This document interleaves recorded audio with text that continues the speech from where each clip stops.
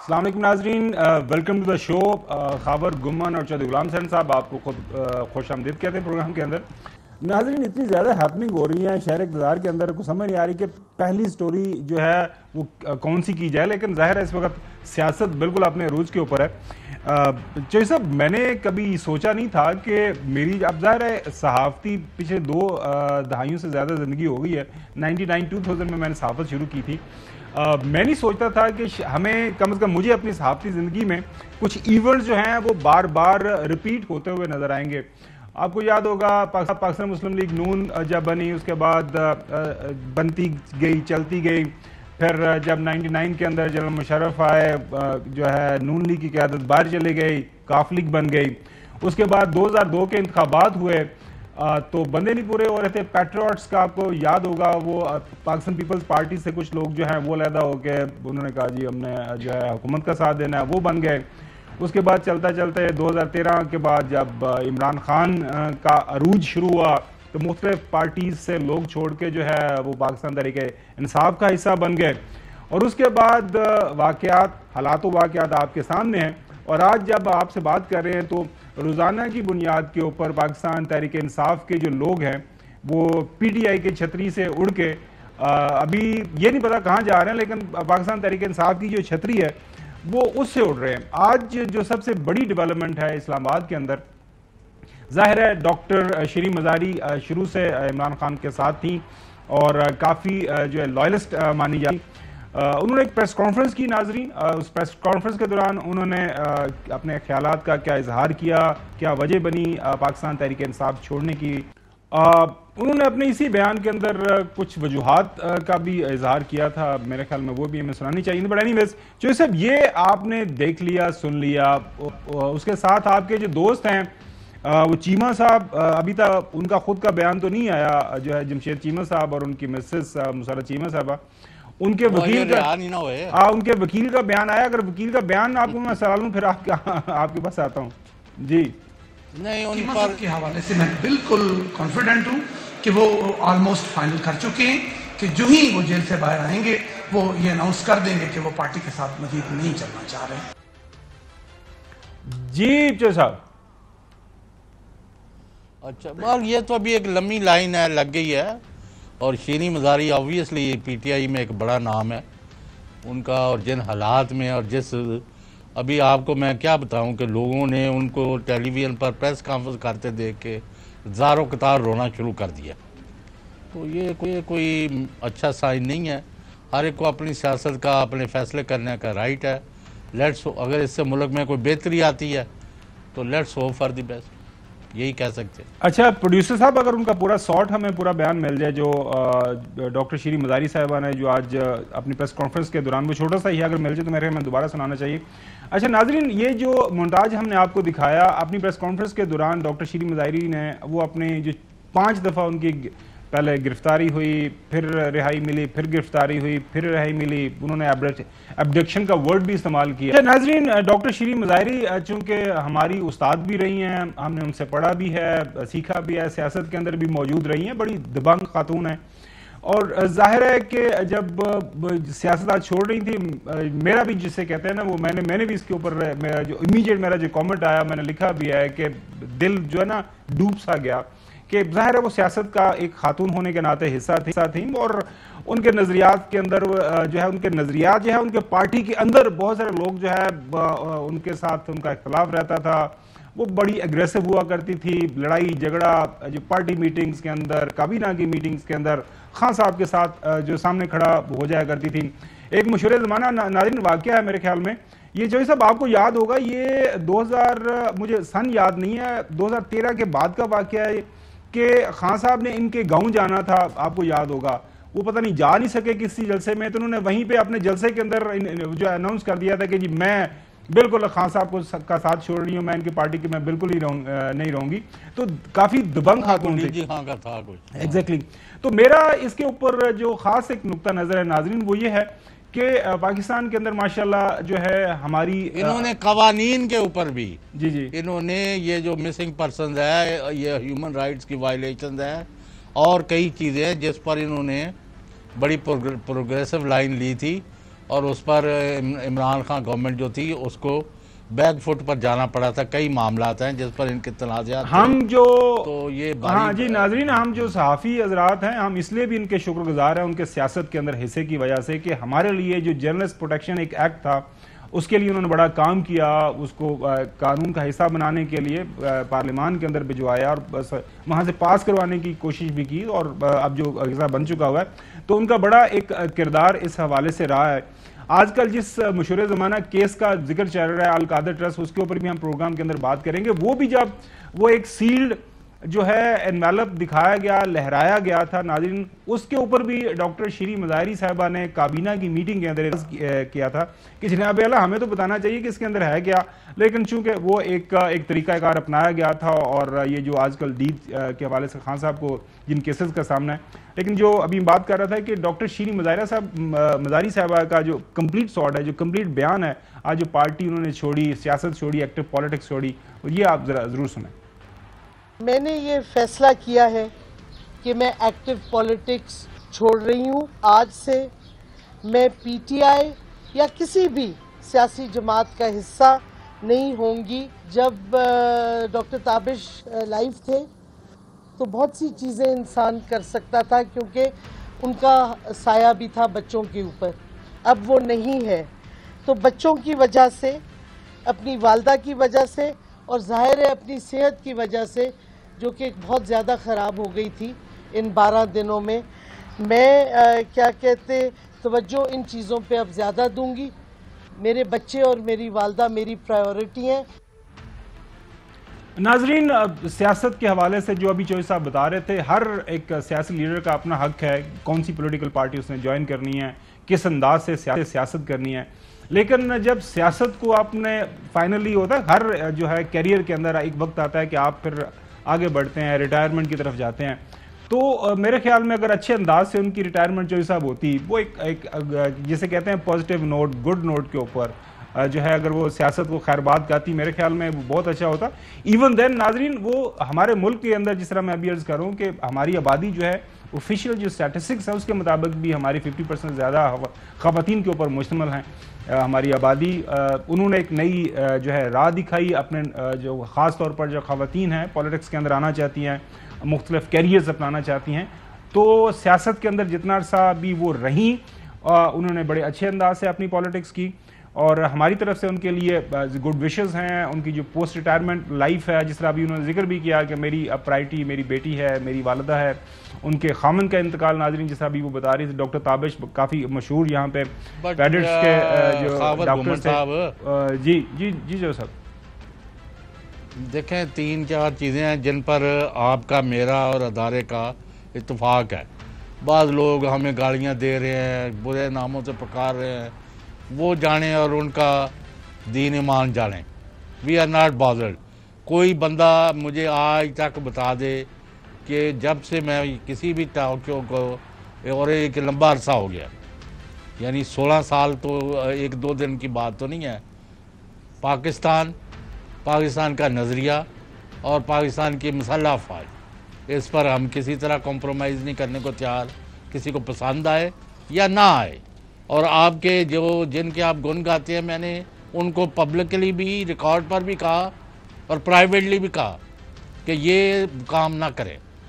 किसी की आपको शक्ल पसंद नहीं, किसी के जो भी है, तो ये लेकिन जो पुलिस गर्दी हुई है, माफ़ करना, खुदा की पनाह, जो लोगों के साथ हुआ है, आप उसका हल्का सा नमूना उस्मान डार के घर वाला देख ले बस जी, और बाकी चीज़ों को छोड़ दें। खास तौर पर उस्मान डार को कोई जी ये हम ज़रूर अपने प्रोग्राम के तवज्जुह से ज़रूर ये बात करें कि जनाब आला ज़रूर इख्तलाफ रखें, तनकीद भी करें, लेकिन जो ख़वातीन सियासी कारकुनान के हवाले से जो रवैया रखा गया, काफ़ी ज़्यादा एविडेंस हमारे सामने है, हम मुख्तलिफ देख भी रहे हैं, मुख्तलिफ वीडियो सामने आ रहे हैं। तो सब हमारे सियासतदानों से जो अब आपके सामने है, वो शीरी मज़ाहरी पार्टी नहीं छोड़ रही थी, वो तो लग रहा था कि अभी रोना शुरू कर देंगी। She was in real pain नाज़रीन, वो काफी तकलीफ में थी। अगेन हम उस पे नहीं जाते, उस पे ये कोई बात अच्छी नहीं है। क्या सर हमने सारी दुनिया छोड़ दे इमरान खान को, कोई आसमान तो उतरे फरिश्ता तो नहीं है इमरान खान के, लोगों ने उसका साथ देना है, उनकी मर्जी है, उसके साथ रहे, उसके खिलाफ रहे, सो व्हाट। लेकिन जो पुलिस कर रही है, मैं दोबारा कह रहा हूँ, अभी भी वक्त है, अभी भी वक्त है। ये चीफ जस्टिस पाकिस्तान आज जो बैठे हुए हैं ना, और अभी वो मिडल ऑफ सितंबर तक वो मौजूद है, 16 सितंबर या कितनी तक। हमने कल इनको पूछना है कि अल्लाह के वास्ते आप बताएं, आपसे ओवरऑल पाकिस्तान के incharge, law, constitution, human rights, हर चीज़ की जिम्मेदारी, और वक्त stops at your place, at your table. जी बिल्कुल सही। आपने जब ये पुलिस कर रही थी इस्लामाबाद में, जब ये पुलिस कर रही थी पंजाब में, जब ये पुलिस कर रही थी और जगहों पर, तो आप और आपके जज कहाँ थे? ये सारी एक लड़का है, जी। एक और है, वो गवर्नमेंट तो कहती है हम उसको साफ ही नहीं मानते। उसका जो अशर हुआ है chief justice Lahore high court कितने दिन से पेश करने के लिए, इमरान रियाज, बिल्कुल। तो आखिर वो अब किस किस का रोना रोए। मैं कहता हूं कि अल्लाह के वास्ते इस मुल्क को, इसको फौज को, इसको सियासत को, इसको बचा लो और इकट्ठे बैठ जाओ और जो तय करना करके मुल्क को आगे चलो। ये जो the path that you have chosen, और इससे अगर कोई डींगे मार रहा है कि इमरान खान की पार्टी टूट गई है, वो बंदे चले गए हैं, आई डू नॉट। अच्छा चौधरी साहब, इसके ऊपर भी हम बात करेंगे। ये जो ख्वाहिश थी कि इमरान खान के साथ हम एक लेवल प्लेइंग फील्ड क्रिएट करें, इसके बाद हम इंतखाबात में जाएंगे, क्या वो लेवल प्लेइंग फील्ड तैयार हो गया है? लेकिन उससे पहले हम कोशिश कर रहे हैं रब्ता करने की। जो ब्रिगेडियर मुसद्दक अब्बासी साहब हमारे साथ मौजूद हैं। आपको पता है कि पाकिस्तान तहरीक इंसाफ की हुकूमत पंजाब में थी, तो वहाँ पे मुआवने खसूसी रहे हैं एहतसाब के। हम थोड़ा सा जानना चाह रहे हैं कि ये जो अल-कादर ट्रस्ट है, ये इसके बुनियादी खदोखाल क्या है? इमरान खान साहब ने भी अपने तय इसको एक्सप्लेन करने की कोशिश की है। इसके अंदर क्या करप्शन का कौन सा एलिमेंट है? इमरान खान या उनकी जो मिसेस हैं बुशरा बीबी, उनको उससे कोई माली फ़ायदा हो रहा है? अगर ये ट्रस्ट मौजूद है तो ट्रस्ट तो एक मौजूद है गवर्नमेंट के खाते के अंदर, गवर्नमेंट उसको टेक ओवर कर ले तो हो क्या है? सखावर गवर्नमेंट साहब, लेट्स कम स्ट्रेट। अब्बासी साहब, I am very fond of him, let's ask him straight question. आया ये अल कादर ट्रस्ट अपनी जगह है, ये जो 190 मिलियन पाउंड आए हैं, जो 60 अरब या आप कितने बन गए हैं, आया ये डील जो है शेडी है, खराब है, या मुल्क की खिदमत है? जी ब्रिगेडियर साहब, ओवर टू यू सर। इसको जरा आम फहम में एक्सप्लेन कर दें कि ये है क्या और हुआ क्या। बिस्मिल्लाहिर्रहमानिर्रहीम, थैंक यू वेरी मच जी, आपने मुझे इनवाइट किया। इसमें जो एनसीए की जो डील है उसको मैं मुख्तसरन 2-3 चीज़ें यहाँ बता देता हूँ, बिकॉज ये किसी जगह पे कवर नहीं हुई है। पहली बात यह है कि इस केस में गलत या सही बुनियाद रखने में नैब का भी कलीदी किरदार है। वो कैसे कि जब एनसीए और नैब का आपस में United nation convention against corruption के तहत आपस में इंटरनेशनल जो है ना अंडरस्टैंडिंग है, MOU साइंस हैं, और हम ये एक दूसरे को एविडेंस जो है और एक्सचेंज करते रहते हैं। जब एनसीए ने पूछा कि बहरिया का कौन सा केस ऐसा है जो कि आपके पास मौजूद है, तो ARU ने जब डाटा कलेक्शन किया तो उस वक्त कराची सिटी जो थी बहरिया की, उसके केस को एनसीए को फॉरवर्ड किया गया और उस पर बेस करके इंक्वायरी की गई। अभी जब उस केस को आप देखते हैं तो उसी केस के सिलसिले में 460 अरब रुपए का जुर्माना होता है और वो सुप्रीम कोर्ट के अंदर होता है। तो नैब ने उस वक्त जिस केस को इंडिकेट किया, एनसीए ने उसी के ऊपर उसकी इंक्वायरी शुरू की और उसको उस पैसे को जो था उसको डर्टी मनी डिक्लेयर किया। याद रहे कि यूके के अंदर इस मनी को चार्ज किया गया, फर्द जुर्म जो है पैसे पर आयद किया गया। 2 अशखास जो अली और दूसरे मुबशरा जो हैं, उनको इसके अंदर मोर्द इल्जाम नहीं ठहराया गया, वहाँ लॉ जरा डिफरेंट है। तो ये पैसा जो एनसीए ने अपने अकाउंट फ्रीजिंग ऑर्डर्स के तहत फ्रीज किया, सीज किया, इसको कोर्ट ने नहीं किया। अगर कोर्ट करती तो फिर हम कभी भी ये फैसला हुकूमत ना करती, बल्कि कोर्ट करती तो फिर ये पैसा हुकूमत पाकिस्तान के पास आता।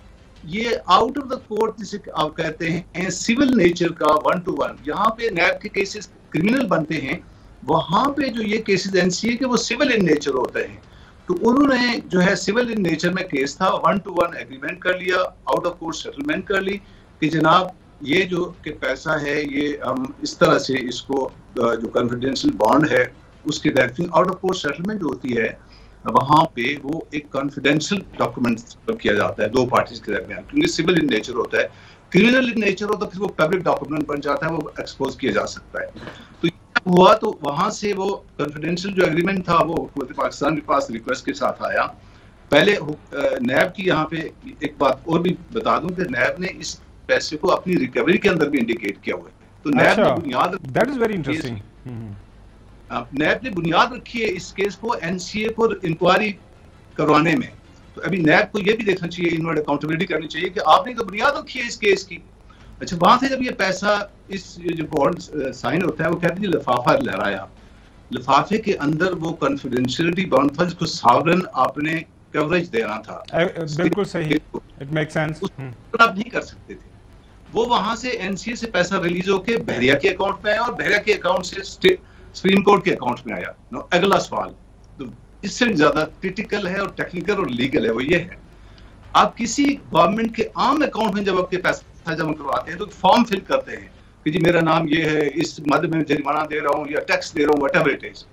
सुप्रीम कोर्ट का अकाउंट गवर्नमेंट का अकाउंट है, प्लीज उसके अंदर जितनी ट्रांजैक्शन इनवर्ड होती हैं वो इनकम तस्वर की जाती है। और ये 190 मिलियन पाउंड जो है उठा के देख लें बजट। तो ये नवाज शरीफ के बेटे से जो इन्होंने प्रॉपर्टी खरीदी है वहाँ, वो जो सर वो पहले वाला इशू, पहले जरा इसको एक्सप्लेन कर लें, ये जो है ना नैब वाला। मुझे ये एक्सप्लेन करेंगे स्टेट बैंक। जी जी, अच्छा इसी में है वो है। तो ये देखना पड़ेगा कि ये कॉन्फिडेंशियली बॉन्ड जो है वो स्टेट बैंक के सामने रखा गया, स्टेट बैंक ने इसके ऊपर एग्री किया होगा कि ठीक है ये पैसा मेरे अकाउंट में आए। बिल्कुल सही। तो ऐसे कि आप मर्जी से किसी के अकाउंट में पैसा डाल दें। अगर स्टेट बैंक ने इसको, सॉरी सुप्रीम कोर्ट ने इसको एक्सेप्ट किया है, सुप्रीम कोर्ट ऑफ पाकिस्तान के कोर्ट में आया है और ये डर्टी मनी थी, ये गलत पैसा था, तो ये नामुमकिन है क्योंकि सुप्रीम कोर्ट ने ऐसे पैसे को एक्सेप्ट नहीं करना था। बिल्कुल सही। इसको भी नैब को देखना चाहिए। और वो पैसा अगर भाई साहब आप बता रहे हैं, मैं गलत नहीं समझ रहा कि वो पैसा ऑलरेडी गवर्नमेंट को जा चुका है, वो स्टेट बैंक के अकाउंट में दाखिल हो चुका हुआ पैसा? जी हाँ, स्टेट बैंक का जो अकाउंट होता है, सुप्रीम कोर्ट का जो अकाउंट है वो जमाना किया हुआ है सुप्रीम कोर्ट ने, और सुप्रीम कोर्ट का जो अकाउंट है वो स्टेट बैंक में मेंटेन होता है। उसकी इनवर्ड जितनी भी ट्रांजैक्शंस आती हैं वो गवर्नमेंट की इनकम सबर की जाती है। तो ये कह देना कि गवर्नमेंट के उसमें नहीं आया, ये बहरिया के साथी अकाउंट में चला गया, या तो ये थोड़ा सी स्टेटमेंट यहाँ पे गलत है। और सुप्रीम कोर्ट ने इसको अगर एक्सेप्ट किया है, अगर ये मानी इलीगल थी तो सुप्रीम कोर्ट इसको कभी नहीं एक्सेप्ट करता। और इस सुप्रीम कोर्ट ने इसको प्लीज, सुप्रीम कोर्ट ने 462 का जुर्माना किया हुआ है, 460 अरब का, चीफ जस्टिस साकिब निसार की जो, और उसकी एक किस्त ड्यू थी। तो ये बैरिया वाले ने ये पैसा कहा जी उधर जमा करा दे मेरी किस्त, this is what has happened. तो ये कपड़ा नहीं, काला माला नहीं है कोई। इसमें एक चीज गौर तलब है कि वो जो बॉन्ड है उसको खोलना पड़ेगा आपको, और उसके अंदर एक नोट लगा हुआ है उस कॉन्फिडेंशियल बॉन्ड के अंदर कि इसको सिर्फ कोर्ट खोल सकती है। अच्छा, मुसद्दक अब्बासी साहब, जो इमरान खान या उनकी मिसेस को अब जिसको इम्प्लीकेट किया जा रहा है, दोनों को, मियां बीवी को, वो किया जा रहा है ये जो यहाँ पे कोई अल-कादर ट्रस्ट को जो ज़मीन मिली है वो उनके ऊपर ये इल्ज़ाम है कि ये ज़मीन जो है तोहफे में दी गई एक कारोबारी शख्स की तरफ से, और ये बुनियादी तौर पर वो हदियातन तोहफातन एक्सेप्ट की गई चूंकि उनके साथ वो डील की गई।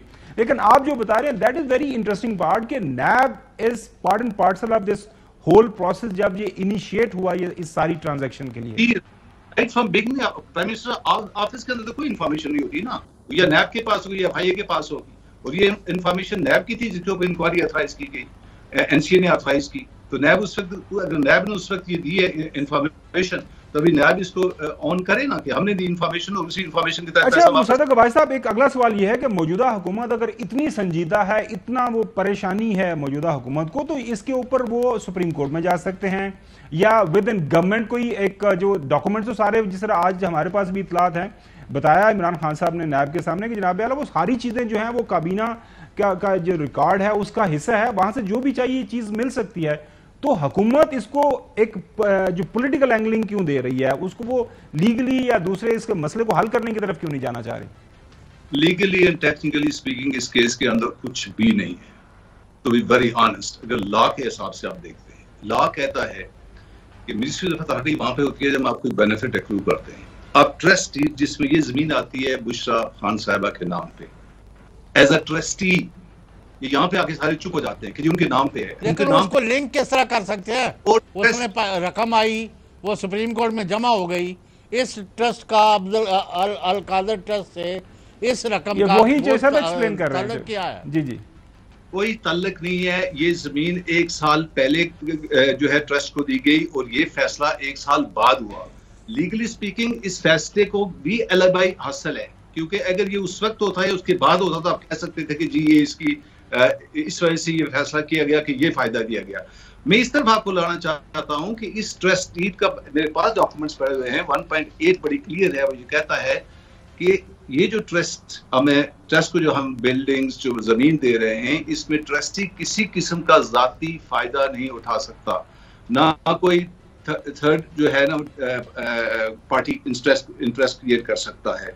ट्रस्टी के माने होते हैं अमानतदार, इसके अंदर कोई बेनिफिट नहीं ले सकता। आज अगर ट्रस्ट डिसॉल्व होता है तो इसकी डिसोल्यूशन सेक्शन है, वो सेक्शन 22 ये कहती है कि इस ट्रस्ट के तमाम मनकूला और गैर मनकूला जायदाद 3 महीने के अंदर एक ऐसे ही ट्रस्ट को दे दी जाएगी, ऐसे इंस्टीट्यूशन को दी जाएगी जो इसी तरह का काम कर रहा है। तो मुझे ये बताएं कि कहां से बुशरा खान साहबा या इमरान खान साहबा को इससे फायदा पहुंचा, जबकि आप उस ट्रस्ट का पानी भी नहीं पी सकते। अगर आप चाहे तो दिन में 10 ट्रस्टी चेंज कर सकते हैं, लेकिन जब ट्रस्टी चेंज होगा तो अच्छा एक और ऑप्शन भी तो है ना, अगर फर्ज करें कि गवर्नमेंट ये समझ दिया कि ये बहुत बड़ा एक गबन हो गया, जो कि हम देख रहे हैं कि पार्लियामान के अंदर, पार्लियामान के बाहर ही शोर मचाया हुआ उन्होंने, तो वो इसको क्या government of the day Punjab की टेक ओवर भी कर सकती है कोई कानून इस्तेमाल करके, जी हम इसको, ये अब हमारे पास रहेगी, हम इसको चलाएंगे, इनका जो सोशल वेलफेयर का डिपार्टमेंट है या कोई और डिपार्टमेंट? जी बिल्कुल, देखिए बात ये, वो बिल्डिंगें मौजूद हैं, जाके कब्जा कर लें, बुलडोजर चला दें, हुकूमतें वैसे भी आज कौन सा कानून या दस्तूर के तहत ये चल रहे हैं, जो मर्जी कर लें, लेकिन they have all the powers to do it. जमीन भी मौजूद है, बिल्डिंग भी मौजूद है, पैसा भी सुप्रीम कोर्ट के अंदर उसी तरह से मौजूद है। तो आप उसको चाहें तो आप कैबिनेट ले जाएं उसको पार्लियामेंट के अंदर, वहां से एक पास कर लें, मोशन पास करने के बाद उस पैसे को भी शिफ्ट कर दें और कह दें एनसीओ को जी कि भाई ये क्रिमिनल पैसा है, हमने इसकी इंक्वायरी मुकम्मल कर ली और हम इसको शिफ्ट कर रहे हैं, हुकूमत पाकिस्तान के सब कुछ मौजूद है। चले मुसद्दक अब्बासी साहब, बहुत शुक्रिया। चौधरी साहब आपने कोई सवाल तो नहीं पूछना, हम जो है अपनी अगली स्टोरी की तरफ बढ़ते हैं। अच्छा चौधरी साहब, ये तो आपने देख लिया, ये हम ब्रेक पे जाने से पहले जो हम थोड़ा सा बात कर रहे हैं, ब्रेक पे बात बताएंगे कि पाकिस्तान तहरीक इंसाफ क्या जो है अकेली रह गई या नहीं। लेकिन चौधरी साहब, ये जो बात आपको समझ आई है, जो मुझे समझ आई है, अब्बासी साहब ने बताया कि ये जो अल कादर ट्रस्ट है खोल के रख दिया है, पैसे मौजूद हैं, एक जो है ट्रांजैक्शन जो है आइन कानून के मुताबिक उसके ऊपर आर्गूमेंट कर सकते हैं कि ये फैसला गलत था या सही था, लेकिन वो सारा कुछ ऑन द रिकॉर्ड हिस्सा है। तो ये कितना ज़्यादा ये लोगों को या सिस्टम को ये बेवकूफ़ समझते हैं ये मौजूदा हुक्मरान कि जी अल कादर ट्रस्ट 60 अरब, अल कादर ट्रस्ट 60 अरब खा गया, इमरान खान उसकी जो बुशरा बेगम खा गई। जी जो साहब, नहीं 60 अरब नहीं खा गए, 5-7 अरब की जो ज़मीन है जेलम के पास, बंजर ज़मीन है, जिसमें अल कादर ट्रस्ट के ज़रिए एक दीनी अदारा बनाया गया है, ये वो कहते हैं कि उसकी डील की वजह से ये एक बनाया गया है। चले लेकिन वो तो अभी वो सारा कुछ एक्सप्लेन हो गया है। जी जी, वो सारी चीज़ समझ आ गई। नाज़रीन, अभी हमने ब्रेक की तरफ जाने के बाद आपको बताएंगे कि जो PMLN की क़यादत एक लेवल प्लेइंग फील्ड की डिमांड करती रही है पिछले चंद महीनों से, रादर साल से जब से हुकूमत में आया है, तो क्या वो लेवल प्लेइंग फील्ड अब मिल चुकी हुई है? क्या हम इंतखाबात की तरफ जा रहे हैं या अभी और जो है चाह रहे हैं कि हालात बेहतर हो जाएं ताकि अवाम में जाया जा सके? Stay with us after the break. Welcome back नाजरीन, हर गुजरते दिन के साथ जो हम देख रहे हैं कि काफ़ी लोग जो हैं वो पाकिस्तान तहरीक इंसाफ को छोड़ के जा रहे हैं। शेर मज़ारी, चौहान साहब, फैज़ुल चौहान साहब, आपको पता है रावलपिंडी से पाकिस्तान तहरीक इंसाफ के, और भी काफ़ी खबरें आ रही हैं बड़े रहनुमाओं के हवाले से। मोहतरम जराना सनावला साहब इस हवाले से काफ़ी जो है पुरसकून और पुरयकीन नज़र आ रहे हैं कि आने वाले दिनों के अंदर मज़ीद जो लोग हैं वो पार्टी छोड़ने जा रहे हैं। बहुत सारे लोग ऐसे होंगे कि जो खामोशी से जो है वो किनारा कशी कर लेंगे, भले वो जो है वो एलानिया तौर पे जो है वो ना छोड़ें। जब जस्टिफाई नहीं कर सकेंगे तो लाजमी बात है कि मजम्मत करेंगे, और मजम्मत करेंगे तो फिर लहदा जो है वो होना पड़ेगा, लहदगी इख्तियार करनी पड़ेगी। इसी तरह कुछ अर्सा पहले हमने देखा कि मुख्तलिफ औकात के अंदर जो पार्टी के लीडरान हैं, खासतौर पर नून लीग के, वो एक्सपेक्ट कर रहे हैं, वो उनकी ख्वाहिश भी है कि लेवल प्लेइंग फील्ड हो। लेवल प्लेइंग फील्ड उनकी नज़र में किस नौयत का होना चाहिए ताकि फिर वो इलेक्शन में जा सकें? सुने ज़रा। जो अपीलें पेंडिंग हैं, जो इसके केस पेंडिंग हैं, उसका 7-8 माह क्या 1 महीने में फैसले आ जाए, 1 महीने के बाद इलेक्शन में आ जाते हैं। ये इलेक्शन कमीशन को इलेक्शन से पहले सॉर्ट आउट करनी होगी। लेवल प्लेइंग फील्ड बनाने के लिए तमाम जमातों को एक जैसा सलूक करना होगा। जो कुछ नवाज शरीफ को भुगतना पड़ा, जो कुछ नवाज शरीफ की जमात को भुगतना पड़ा, वो इसको भी भुगतना पड़ेगा। पहले नवाज शरीफ से होने वाली नाइंसाफियों का अजाला होगा। वो फितना खान घड़ी चोर, पहले उसको इंसाफ की कटहरे में खड़ा करेंगे, फिर इलेक्शन होगा। नाज़रीन, 9 मई के बाद जो है अफसोसनाक वाक़े के बाद जो लोग अभी तक पार्टी छोड़ चुके हैं उनके नाम आपके सामने रख देते हैं। महमूद बाकी मौलवी साहब हैं, साबिक MNA, आमर कियानी साहब हैं, मलक अमीन असलम साहब हैं, जय प्रकाश साहब हैं, साबिक MNA, कुतुब फरीद कुरेजा साबिक MNA, डॉक्टर शीरी मज़ारी साहबा, आज आपने उनका ऐलान सुन लिया, उस्मान तरकई साहब साबिक सूबाई वज़ीर, मोहम्मद अमजद साबिक डिप्टी इतलात हैं, पीर सैयदुल हसन शाह साहब साबिक सूबाई वज़ीर, मोहम्मद इकबाल वज़ीर साबिक जो हैं सूबाई वज़ीर हैं, हशाम अनामुल्ला वज़ीर साबिक सूबाई वज़ीर हैं, अजमल वज़ीर साबिक, ये लगता एक ही ख़ानदान के हैं, साबिक सूबाई मशीर, मुबीन खिलजी ये भी साबिक सूबाई वज़ीर, मलक जवाद हुसैन, मियाँ जलील शरकपुरी, डॉक्टर इमरान शाह, आयशा इकबाल साबिक MBA, फ़याज़ुल चौहान, ये आप नाम सुन लिया, चौधरी वजाज हुसैन को काफ़ी लीक हैं लेकिन वो साथ पार्टी के थे, उमर अमारी साहब आज खबर आ रही है MPA सिंध के, उन्होंने भी छोड़ दिया, इफ्तार हुसैन गिलानी साबिक MPA।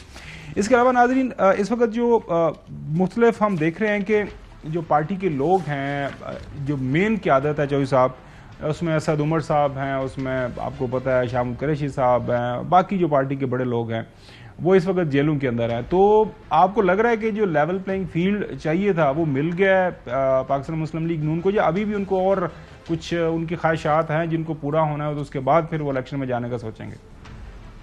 और भाई खेलना तो इन्होंने खिलाड़ियों से था ना, वोटर होंगे तो खेल लेंगे ना। मेरा बक्सा वहाँ रख दें तो मेरा वोट एक भी ना हो तो उसका क्या फ़ायदा होगा। मैं आपको बता दूं, जैसे पीपल्स पार्टी इज़ बिलावल भुट्टो जरदारी, या जरदारी जो समझते हैं वही पीपल्स पार्टी है। इस तरह नून लीग है, नवाज शरीफ जो है, मतलब फैसले उन्हीं के चलते हैं। बिल्कुल आप सही बात कर रहे हैं, फैसला वो जाहिर है वो जिसको टिकट इसी देंगे तरह party. PTI is Imran Khan, Imran Khan is PTI, यानी जो भी चला जाए, सारे भी चले जाए, वो नई पार्टी बना लेगा। असल बात यह है कि नाम वो क्या रखेंगे उसका ये तोड़ कर सकते हैं कि नहीं, सही जो है वही है। बिल्कुल सही नहीं, इमरान लीग ही कहोगे ना उसको, यानी जो मर्जी कह लें। यानी मैं अब इससे ज़्यादा बात करना नहीं चाहता। पाकिस्तान में एक माहौल बना हुआ है कि यानी वो राणा सनावला आपको बहुत बड़ा दानश्वर नज़र आते हैं, वो उनके बयानात लेते हैं। उन्होंने 1.25 साल होने को इनकी गवर्नमेंट को, मैं हमेशा यही पूछता हूँ कोई कारकर्दगी दिखाओ, कोई काम बताओ, कोई लोगों की बेहतरी के लिए, मुल्क की फलाह के लिए, बका के लिए। आज आप डॉलर देख लें किधर पहुंचा हुआ है, महंगाई किधर पहुंची हुई है, लॉ एंड ऑर्डर की क्या सूरत हाल है। और अब आप मुझे बताएं कि अब अदालतों में जज रोना शुरू हो गए हैं। इनकी हालत ये हो गई है, इन्होंने इस तरह पुलिस गर्दी शुरू कर दी है मुल्क में कि जजों ने अदालतों में रोना शुरू कर दिया है कि अहकामात पर अमल कब होगा। तो ये कोई तरीका है? इनको समझाएं, मत लोगों का सब्र जो है वो बिल्कुल। आप देखें, ये तो पाकिस्तान का आईन नाज़रीन ये कहता है कि जो इक़्तिदार है वो अल्लाह ताला के बाद जो है उस हाकमियत जो है वो अवाम की जो राय है उसके तहत जो है वो उसका तय होना है। अवाम जिस पॉलिटिकल पार्टी को वोट देंगे उसी के पास जो है। अभी वो आपके वो हमसाये सलीम बरियार, उनका बयान चला है, वो क्या कह रहे हैं? वो कहते मैंने छोड़ दी है PTI। अच्छा वो वैसे उन्हें ज्वाइन की दुखी थी अच्छा नाज़रीन, आज चले अगली स्टोरी। उनका बेटा था ना। अच्छा अगली स्टोरी की तरफ बढ़ते हैं। सुप्रीम कोर्ट के अंदर आज नाज़रीन आपको पता है कि वो पंजाब इंतखाबात का जो केस है उसकी आज हेयरिंग थी। वहाँ पे आज टेक्निकल नोयत की हेयरिंग हुई। अब ज़ाहिर है जो है पंजाब हुकूमत ने, फेडरल गवर्नमेंट ने, इलेक्शन कमीशन ऑफ पाकिस्तान ने जो है चैलेंज किया हुआ है सुप्रीम कोर्ट का फैसला, रिव्यू पिटिशन डाली हुई है कि जनाब आला जो एक इख्तियार है सुप्रीम कोर्ट का कि आपके पास ये इख्तियार नहीं है कि आप ये तय करें कि इलेक्शन कब होने हैं। और अब पंजाब हुकूमत ये भी कहती है कि 9 मई के वाक़यात के बाद जो है हालात और ज़्यादा ख़राब हो गए हैं, तो इलेक्शन तो फिलहाल नहीं हो सकता, इलेक्शन बाद में ही होगा। लेकिन इसके ऊपर सुप्रीम कोर्ट के आज जो 3 मेंबर बेंच था, जिसको जस्टिस उमर अता बंदयाल साहब ने लीड किया, मुनीब अख्तर साहब और जस्टिस एजाजुल हसन साहब उस बेंच का हिस्सा है, उन्होंने कहा जी हम सबको सुनेंगे, जो अदालत के इख्तियारात हैं वो हमें पता है क्या है, और जो भी मामला आगे बढ़ना है सब के जवाबात लेके तो इस सारे के सारे केस को आगे बढ़ाया जाएगा। जो मेरे पास मेरी जो असेसमेंट है चौधरी साहब, वो लग यही रहा है कि इस हफ्ते के आखिर तक जो है ना केस कंक्लूड हो जाएगा और इसके ऊपर जो भी सुप्रीम कोर्ट की राय है, जजमेंट है, वो सामने आ जाएगी। नाज़रीन अभी ब्रेक की तरफ जाना है, ब्रेक के बाद आपको बताएंगे जो अभी चौधरी साहब ने बात की कि इस वक्त मुल्क के अंदर जो सबसे बड़ा मसला है, आज डॉलर जो ओपन मार्केट में गुज़िश्ता रोज़ 304-5 पे था, अब 308 के ऊपर पहुंच गया हुआ है। अब पता नहीं, एक ज़माने में था, याद होगा अली जैदी जो पीटीआई के जो प्रेसिडेंट हैं सिंध के, उन्होंने एक बयान दे दिया कि डॉलर हो सकता है 180 पे पहुंच जाए या 200 पे पहुंच जाए। तो उस वक्त बहुत ही कोहराम मच गया था, खासतौर पर हमारे जो मीडिया के दोस्त हैं कि ये पीटीआई क्या करने जा रही है। लेकिन अब डॉलर नाजरीन आज की तारीख में मिल नहीं रहा मार्केट के अंदर, लेकिन जो प्राइस है वो 308 रुपये। लेकिन हमारे कुछ लोग यही बता रहे हैं कि जनाब आला मार्केट में जाएं 320, 25, 30 रुपये भी आपके जेब में हैं तो कोई डॉलर आपको देने के लिए तैयार नहीं है, क्योंकि डॉलर जो है मार्केट के अंदर नापैद हो गया हुआ है। ब्रेक के बाद आपको बताएंगे कि मईशत के क्या हालात हैं, और इनकी तमाम तर जो प्रेस कॉन्फ्रेंसेस हैं उसके अंदर एक ही शख्स का नाम है, वो बार बार अब लोग कह रहे हैं कि खुदारा आपके पास हुकूमत है, हुकूमत के ऊपर फोकस करें, मईशत के ऊपर फोकस करें, लोगों की ज़िंदगी के ऊपर फोकस करें। आप क्या एक ही शख्स को लेकर बैठे हुए हैं, ये आपको बताएंगे ब्रेक के बाद।